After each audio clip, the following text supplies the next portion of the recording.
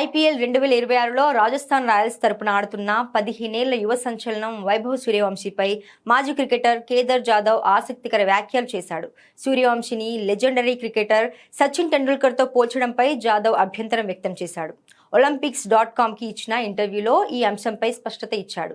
సచిన్ టెండూల్కర్తో ఎవరిని పోల్చలేమని, ఆయన క్రికెట్కు అందించిన సేవలు అసమానమని జాదవ్ పేర్కొన్నారు. సచిన్ ఒక మాస్టర్, ఆయన దరిదాపుల్లోకి ఎవరు రాలేరు. లెజెండ్స్ అంటే కేవలం రికార్డులు, గణాంకాలు మాత్రమే కాదు, దశాబ్దాల పాటు ఆటను తమ భుజాలపై మోస్తూ కోట్లాది మందికి స్ఫూర్తినిచ్చిన గొప్ప వ్యక్తులు అని కొనియాడాడు. సచిన్ 20 నుంచి 25 ఏళ్ల పాటు నిలకడగా రాణించడమే కాకుండా విపరీతమైన ఒత్తిడిని తట్టుకొని అంచనాలను అందుకున్నారని గుర్తు చేశాడు.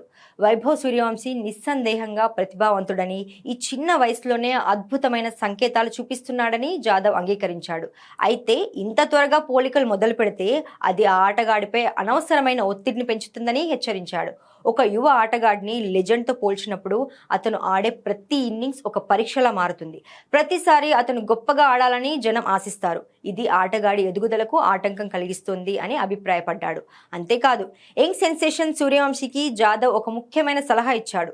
సాధ్యమైనంత వరకు మొబైల్ ఫోన్లు, సోషల్ మీడియాకు దూరంగా ఉండాలని సూచించాడు.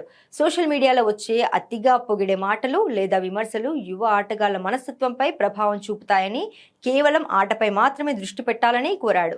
మరో సచిన్ కోసం వెతకడం మానేసి ప్రస్తుతం ఉన్న ఆటగాళ్లు భవిష్యత్తులో ఏం కాగలరో చూడండి, అప్పుడే ఆట ముందుకు సాగుతుంది అని జాదవ్ అభిమానులకు పిలుపునిచ్చాడు. మారుతున్న ఫార్మాట్లు, ప్రస్తుత పరిస్థితులకు తగ్గట్టుగా ఆటగాళ్ల శైలి మారుతుందని, లెజెండ్స్ను గౌరవిస్తూనే యువ ఆటగాళ్లకు అండగా ఉండాలని కోరాడు.